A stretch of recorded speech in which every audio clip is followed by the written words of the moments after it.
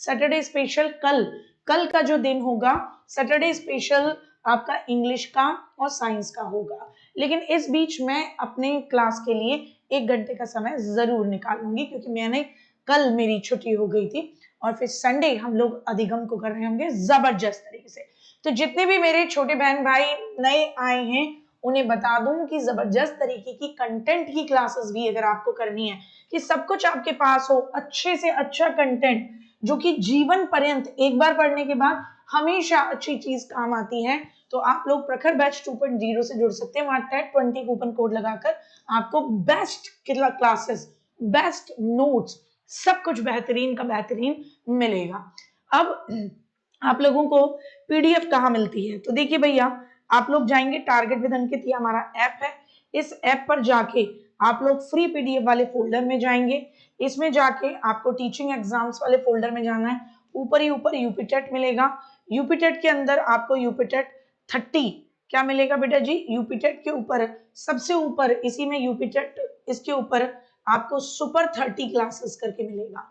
क्या मिलेगा? Super 30 classes. Super 30 classes करके आपको टिक करना है। इसमें आप टिक करोगे तो इसमें आपको सीडीपी मिलेगा और मेरी क्लासेस आपको वहां पर देखने को मिल जाएंगी। ठीक है बेटा जी, चलिए तो बिना समय गवाए हुए पहला क्वेश्चन आपकी स्क्रीन पर ढंढन आ जाए। जीन पियाजे मुख्य रूप से किस देश के मनोवैज्ञानिक थे जिन्होंने संज्ञानात्मक विकास का प्रसिद्ध सिद्धांत दिया? जीन पियाजे कॉग्निटिव डेवलपमेंट थ्योरी कहां से देते हैं? जीन पियाजे कॉग्निटिव डेवलपमेंट थ्योरी गुड्डा कहां से देते हैं? संज्ञानात्मक मनोविकास का सिद्धांत दिया। इन्होंने कहा हमारा मेंटल डेवलपमेंट कैसा होता है। इनने अपने ही बच्चे पकड़ लिए, हाँ इनके 3 बच्चे थे, अपने ही 3 बच्चों पर प्रयोग किया था। अपने ही 3 बच्चे, एलेक्स कैटरीना टाइप के ऐसे इनके बच्चे थे, अपने ही 3 बच्चों पर क्या करा भैया जी ने? प्रयोग कर दिया। अपने ही 3 बच्चों पर भैया जी ने क्या करा? प्रयोग किया। और ये कहां से बिलोंग करते थे? स्विट्जरलैंड से। रशिया से कौन बिलोंग करते थे? वाइगॉट्स्की। थॉर्नडाइक, थॉर्नडाइक कहां से बिलोंग करते हैं बेटा जी? अमेरिका से। थॉर्नडाइक कहां से बिलोंग करते हैं? अमेरिका से। मैम इनके नाम कहां से बिलोंग करते हैं ये जरूरी है? यस, ये यूपीटेट है, इस एग्जाम का नेचर है इस तरीके के क्वेश्चन। पियाजे कहते हैं कि हमारे दिमाग में ज्ञान को जब हम सिस्टमैटिक, जो भी हमें ज्ञान मिलता है उस इंफॉर्मेशन को जब हम सिस्टमैटिक तरीके से अपने दिमाग में बिठाते हैं तो उसे हम क्या कहते हैं? यानी जो हम बेसिकली अपनी नॉलेज को दिमाग में स्टेब्लिश करते हैं व्यवस्थित तरीके से, जो कि हमारी मेंटल एबिलिटीज को रिप्रेजेंट करती है, उसे हम क्या कहते हैं? समायोजन, आत्मसातीकरण, संतुलन या स्कीमा। क्या कहते हैं? स्कीमा, उस्कीमा, स्कीमा कहते हैं। भैया देखो, मेरी बात को ध्यान से सुनना और मेरी बात को मेरे भाई, मेरी बहन, मेरे गुड्डा, मेरी गुड़िया ध्यान से सुनना। पियाजे बोले कि हमारे जीवन में जो भी हम ज्ञान लेते हैं उस ज्ञान को हम सिस्टमैटिकली दिमाग में बैठाते हैं। तो स्कीमा क्या है? सूचनाओं का पैकेट या ज्ञान का व्यवस्थित ज्ञान है। तो इन्होंने कहा सूचनाओं का पैकेट, यानी हमारे दिमाग में जो सूचनाएं हैं इनको हमने व्यवस्थित किया है ना? या व्यवस्थित ज्ञान, या क्या कहेंगे? या व्यवस्थित ज्ञान। तो हमारे ज्ञान दिमाग में जो सूचनाओं का पैकेट है जिनको हमने व्यवस्थित किया है, पियाजे कहते हैं उसको स्कीमा। अब ये कहते हैं कि पूरे जीवन भर हम सूचनाएं लेते रहते हैं, उनको संगठित करते रहते हैं। तो उन्होंने कहा कि ये स्कीमा बनता कैसे है, यानी ये ज्ञान बनता कैसे है, ये स्कीमा या ज्ञान कैसे बनता है?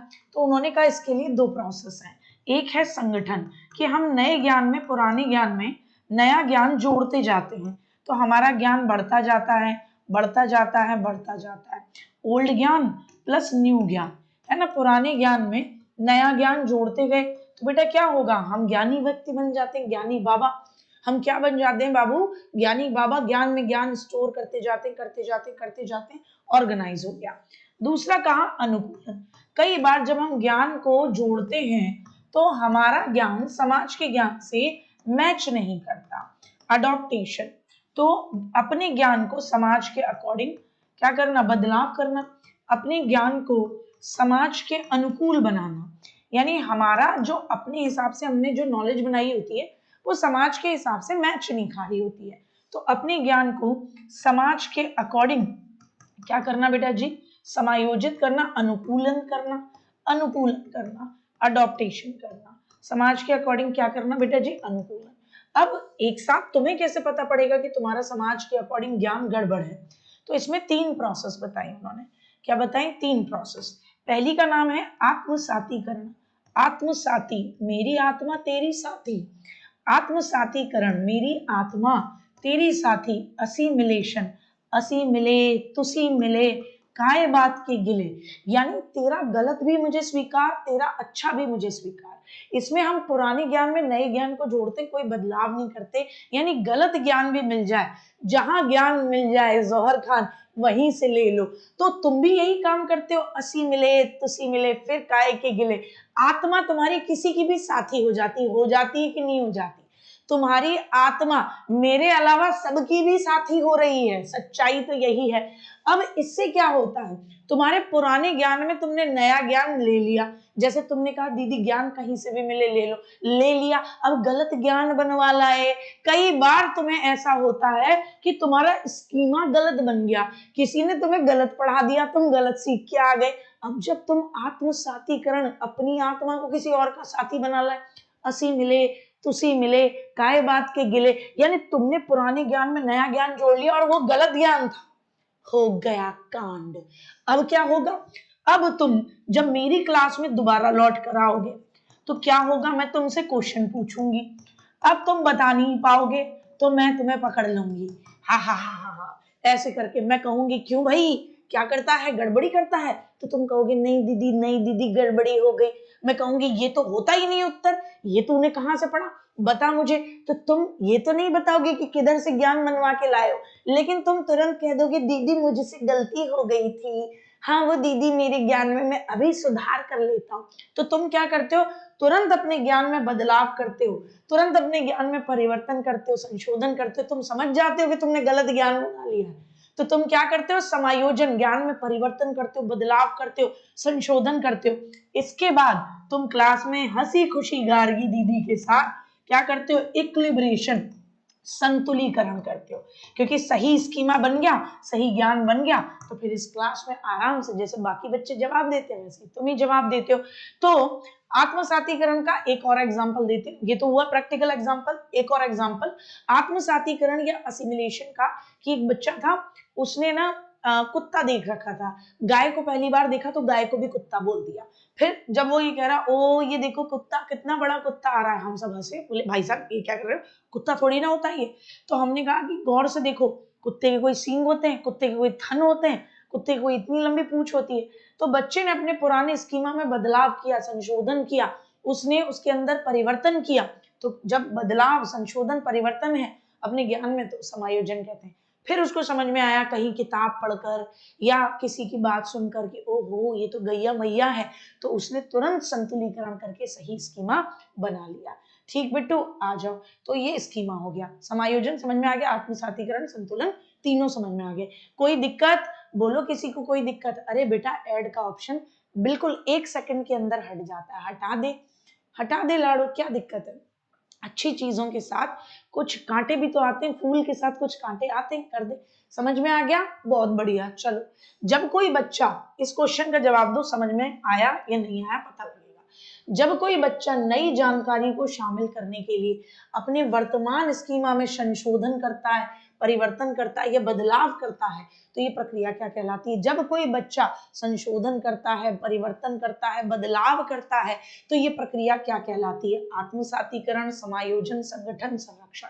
अपने स्कीमा में बदलाव करा तुमने, तुरंत कहा नहीं दीदी नहीं, गलत स्कीमा, वो हमी से गलती हो गई थी, बताया नहीं, फिर तौबा कर लिया, आइंदा की बात कभी उनकी क्लास नहीं देखूंगा, आइंदा की बात कभी उधर नहीं जाऊंगा। तो अपने वर्तमान स्कीमा में बदलाव, संशोधन, परिवर्तन, समायोजन, अकोमोडेशन। आत्मसातीकरण, पुराने ज्ञान में नया ज्ञान लपेट दिया, जैसे दाल में चावल गलत बन रहे हैं तो गलत बन जाए। और फिर संगठन क्या होता है? संगठन भी पुराने ज्ञान में नया ज्ञान होता है। तो दीदी संगठन और आत्मसातीकरण में क्या अंतर? आत्मसातीकरण, असिमिलेशन में तुम्हारी आत्मा गलत लोगों की भी साथी हो जाती है, यानी तुम पुराने ज्ञान में नया ज्ञान, गलत स्कीमा भी जोड़ लेते हो, लेकिन संगठन में पुराने ज्ञान में नया ज्ञान सही स्कीमा बनाकर जोड़ते हो। संरक्षण किस अवस्था में आता है? संरक्षण का मतलब है कि बच्चा जानता है कि अगर किसी वस्तु में कुछ जोड़ा नहीं गया, बच्चा जानता है, बताओ किस अवस्था में आता है, अगर किसी वस्तु में, संरक्षण का मतलब होता है अगर किसी वस्तु में कुछ जोड़ा या घटाया नहीं गया, बच्चा जानता है कि अगर किसी वस्तु में कुछ जोड़ा या घटाया नहीं गया, कुछ जोड़ा या घटाया नहीं गया, तो वो केवल क्या होगा, तो उसकी केवल मात्रा बदलेगी। तो क्या होगा, तो उसकी केवल मात्रा, उसकी केवल शेप और साइज बदलेगी, उसकी केवल शेप व साइज बदलेगी, साइज बदलेगी, न कि मात्रा, न कि क्या कहेंगे, क्वांटिटी, मात्रा। जैसे आपका पेस्ट था, वो ट्यूब में था और कटोरी में बाहर निकाल दिया, मात्रा उतनी है, शेप बदल गई, साइज बदल गया, बाहर कटोरी में है तो अब आपको ज्यादा गहरा दिख रहा होगा। किस अवस्था में, बिल्कुल सही बात है, संरक्षण मूर्त संक्रियात्मक अवस्था कॉन्क्रीट ऑपरेशनल में देखने को मिलता है। कब देखने को मिलता है, कॉन्क्रीट ऑपरेशन में देखने को मिलता है 11 से लेकर 15 वर्ष का बच्चा। आगे बढ़ते हैं गुड्डा, आगे बढ़ते हैं। एक क्वेश्चन में 4 क्वेश्चन करते हो तुम, घबराओ मत। 30 का मतलब एक ही क्लास में 120 क्वेश्चन। पियाजे के संज्ञानात्मक विकास के सिद्धांत में मूर्त संक्रियात्मक अवस्था की एज क्या है? तो भैया जन्म से लेकर 2 तो संवेदी पेशीय, जिसको हम सेंसरी मोटर स्टेज कहते हैं। क्या कहते हैं, सेंसरी मोटर स्टेज। 2 से 7 जिसे हम पूर्व संक्रियात्मक अवस्था यानी कि प्री ऑपरेशनल स्टेज बोलते हैं। तो हम क्या कहेंगे, मूर्त संक्रियात्मक, ठोस संक्रियात्मक या कॉन्क्रीट ऑपरेशनल 7 से 11। 11 से 15 जिसे औपचारिक या फॉर्मल ऑपरेशनल बोलते हैं। क्या बोलते हैं, औपचारिक या क्या कहते हैं, फॉर्मल ऑपरेशनल हम बोलते हैं, या क्या बोलते हैं बेटा जी, फॉर्मल ऑपरेशनल हम बोलते हैं। वस्तुएं तब भी मौजूद है जब वो आंखों के सामने नहीं होती, यानी किसी वस्तु का अस्तित्व तब भी है जब वो हमारी आंखों के सामने नहीं है।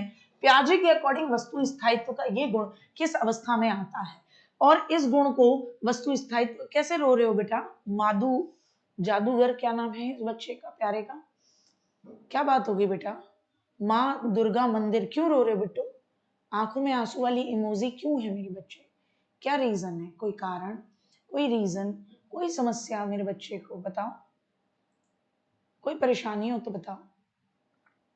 अगर वजन कम करने के लिए घी खाना बंद किया है तो यही तुम्हारी सबसे बड़ी गलती है। हैरान हो गए ना, मैं भी हुई थी। 6 महीने से घी, मक्खन, तेल सब बंद था, पर वजन तो घटा नहीं, उल्टा एनर्जी कम और स्किन ड्राई हो गई, मूड भी चिड़चिड़ा सा हो गया था। फिर सुपर लिविंग ऐप पर कोच तारा जी से बात की। उन्होंने कहा फैट खाने से फैट नहीं बढ़ता, गलत टाइम और क्वांटिटी में खाने से फैट बढ़ता है। बॉडी को घी जैसा हेल्दी फैट मिलेगा तभी बॉडी में जमा फैट गलेगा। तारा जी ने प्लान बनाया, दाल और रोटी में 1 चम्मच घी, कोई जिम नहीं, बस घर का खाना, सही टाइमिंग और सही पोर्शन में। 4 महीने में मेरे 9 किलो कम हुए, स्किन ग्लोइंग हुई, एनर्जी वापस आई और जो जीन्स 3 साल से अलमारी में बंद थी वो आज फिट आती है। ये कोई मैजिक नहीं, कोच तारा का सीक्रेट साइंस है। घी खाकर भी पतली होने का राज जानना है तो तारा जी से सिर्फ 199 रुपए में अपना पर्सनल डाइट प्लान लो। Download super living app now.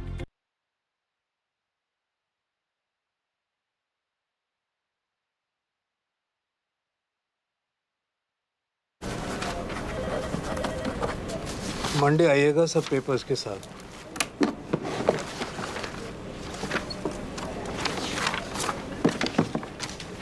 सारे पेपर्स हैं sir. How can I avoid multiple bank visits for my home loan?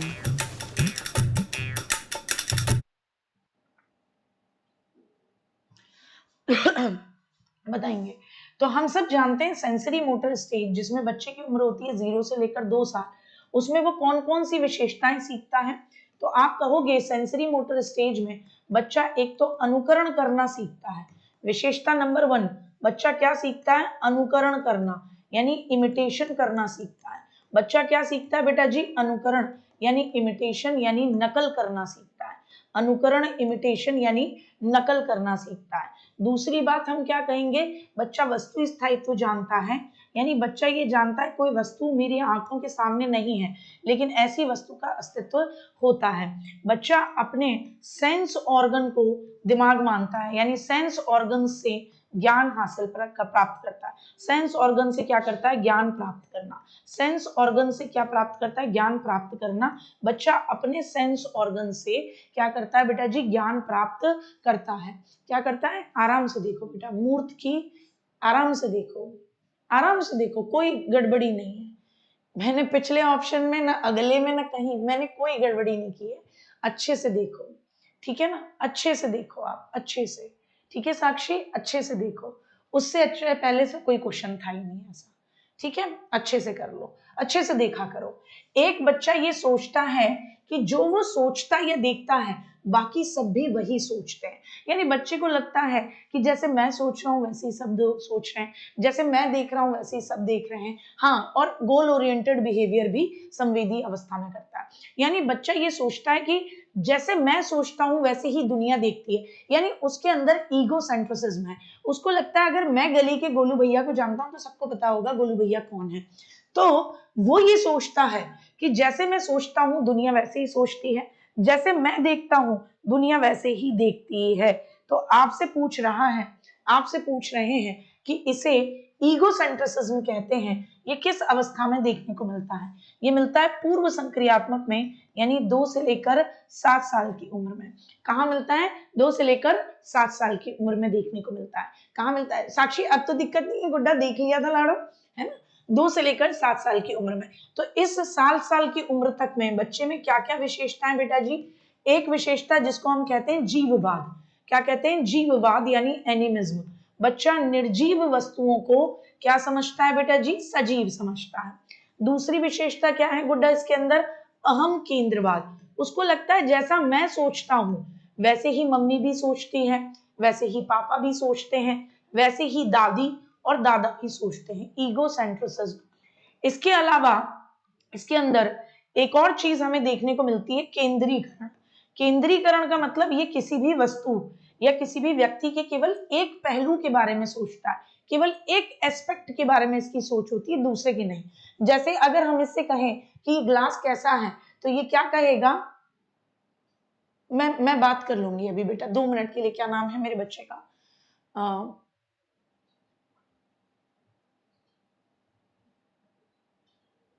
विशाल बसेरा, है ना? विशाल बसेरा, ठीक है ना? तो डोंट बी वरी, मैं अभी थोड़ी देर में आपसे बात कर लूंगी आराम से, ठीक है ना? क्लियर है? मैं आपकी 2 मिनट में अभी बात कर लूंगी, पहले थोड़ा सा पढ़ लेते हैं फिर मैं आपसे जरूर बात करूंगी, ठीक है ना? अच्छा, केंद्रीकरण होता है इसके अंदर। बच्चे के अंदर क्या नहीं होता? अनुत्क्रमणशीलता होती है। अनुत्क्रमणशीलता का मतलब वो पलटना नहीं जानता, संरक्षण का अभाव होता है उसके अंदर, विकेंद्रीकरण का अभाव होता है, ये इस बच्चे के अंदर होता है। और क्या कहें? जीववाद हो गया, ईगोसेंट्रिसिज्म हो गया, केंद्रीकरण हो गया। और क्या कहेंगे बेटा जी? और क्या होता है इस स्टेज में? प्रतीकों और संकेतों का प्रयोग करता है बच्चा। किसका प्रयोग करता है? प्रतीकों और संकेतों, सिंबल्स का प्रयोग करता है। प्रतीकों और संकेतों का प्रयोग बच्चा क्या करता है कि सिंबल्स का यूज करता है। किसका यूज करता है बेटा जी? सिंबल्स का यूज करता है, ठीक। और क्या कहेंगे बेटा जी हम? जीववाद, केंद्रीकरण, अपलटावीकरण होता है। अपलटावीकरण यानी पलटना नहीं जानता। अपलटावीकरण, अनुत्क्रमणशीलता उसके अंदर होती है, इलॉजिकल उसकी सोच होती है, अपने अनुभव के आधार पर वो किसी भी चीज के बारे में बात करता है। आ जाए पियाजे के अकॉर्डिंग संरक्षण का कंसेप्ट, अर्थात ये समझना कि किसी वस्तु का आकार या स्वरूप बदल जाने पर भी उसकी मात्रा सेम रहती है, किस अवस्था में प्राप्त होता है। ये जो क्वेश्चन मैंने रखे, इन क्वेश्चंस में ही मैंने आपके उन टर्म्स को कई बार रिवाइज कराया है। क्यों कराया है?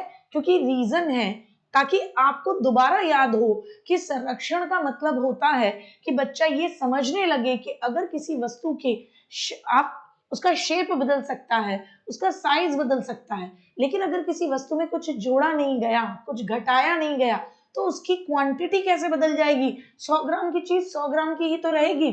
तो ये किस अवस्था में बच्चे के अंदर ये समझ पैदा हो जाती है? तो इतना लॉजिकल बच्चा मूर्त संक्रियात्मक अवस्था यानी 7 से लेकर 11 साल में हो जाता है। यहाँ बच्चे में और कौन कौन सी विशेषताएं आती हैं? तो यहाँ बच्चे में संरक्षण का भाव पैदा होता है, यानी बच्चा समझ जाता है कि अगर किसी चीज में कुछ जोड़ा नहीं गया कुछ घटाया नहीं गया तो उसका शेप बदल सकता है, साइज बदल सकता है, लेकिन मात्रा नहीं। और जब बच्चे में संरक्षण पैदा होता है तो ऑटोमेटिकली बच्चे में विकेंद्रीकरण यानी डिसेंट्रलाइजेशन और पलटावी गुण पैदा हो जाता है। और पलटावी गुण यानी बच्चा चीजों को पलट कर सोच सकता है, बच्चा चीजों के एक से ज्यादा पहलुओं के बारे में बात कर सकता है। दूसरा पॉइंट जो यहाँ बच्चा सीखता है वो है वर्गीकरण, यानी वो चीजों को उनकी विशेषताओं के हिसाब से रख सकता है, संबंध बना सकता है बच्चा। और बच्चा क्या कर सकता है, सकर्मक अनुमान यानी ट्रांजिटिव इन्फेरेंस, जो चीजें दिखाई दे रही हैं ऐसी दो चीजों के बीच के संबंध को पता लगाकर तीसरी वस्तु के साथ उसका क्या संबंध होगा बता सकता है। आ जाए पियाजे के संज्ञानात्मक विकास में आत्मसातीकरण और समायोजन के बीच संतुलन बनाने की प्रक्रिया क्या कहलाती है।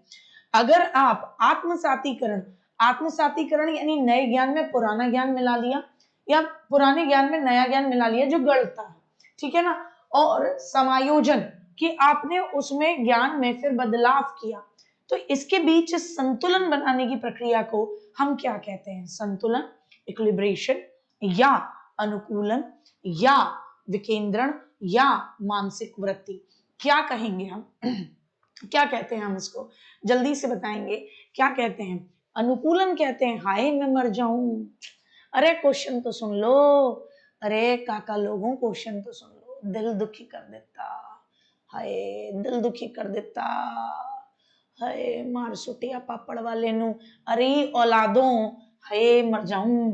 अरे संतुलन बनाने की प्रक्रिया क्या कहलाती है, तो संतुलन ही तो कहलाएगी, इक्विलिब्रेशन, अडॉप्टेशन। अरे अडॉप्टेशन के 3 प्रक्रियाएं हैं, जिसमें पहली है आत्मसातीकरण, दूसरी है समायोजन और तीसरा है फाइनल शॉट संतुलन बनाना। तो जब आपसे कह रहा है आत्मसातीकरण और समायोजन के बीच संतुलन बनाने की प्रक्रिया संतुलीकरण यानी इक्विलिब्रेशन ही तो कहलाएगी। गुड्डा कैसे गलती कर रहे हो। अनुकूलन की प्रक्रिया में 3 आपके प्रक्रियाएं होती हैं, उनमें एक का नाम है आत्मसातीकरण, गलत स्कीमा बना के आ गए, फिर आया समायोजन कि पुराने स्कीमा में सही स्कीमा जोड़ लिया और फिर क्या करा, फिर उसमें बदलाव करने के बाद में सही कर लिया उसको, इक्विलिब्रेशन। अरे गलत मार लेते हो। अच्छा एक क्वेश्चन और पूछती हूँ, देखते हैं, बताओ सबको ओपन चैलेंज है, जल्दी से बताओ, जल्दी बताना है आपसे। एक ओपन चैलेंज है कि प्याजे ने ये जो बच्चों में पूर्व संक्रियात्मक अवस्था में अहम केंद्रवाद होता है ना, पूर्व संक्रियात्मक में बच्चों के अंदर जो ईगोसेंट्रिसिज्म होता है उसकी जांच करने के लिए कौन सा प्रयोग किया था, ईगोसेंट्रिसिज्म की पहचान के लिए कौन सा प्रयोग किया था, पहचान के लिए प्रयोग कौन सा प्रयोग किया था, जल्दी से बताओ कौन सा प्रयोग किया था, ईगोसेंट्रिसिज्म की पहचान के लिए कौन सा प्रयोग किया था। Motivation 100%.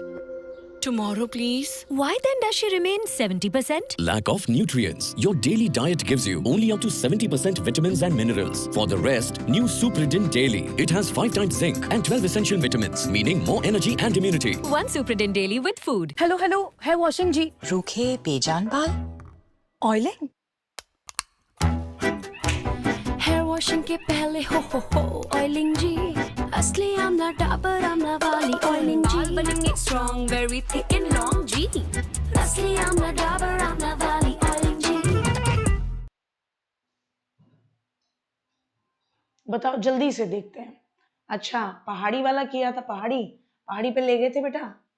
अच्छा मटन टेस्ट किया था, नहीं अनुकूलन नहीं होगा लाडो, नहीं होगा मेरी बच्ची, नहीं होगा। 3 माउंटेन टेस्ट किया था। कौन सा टेस्ट किया था, 3 माउंटेन टेस्ट।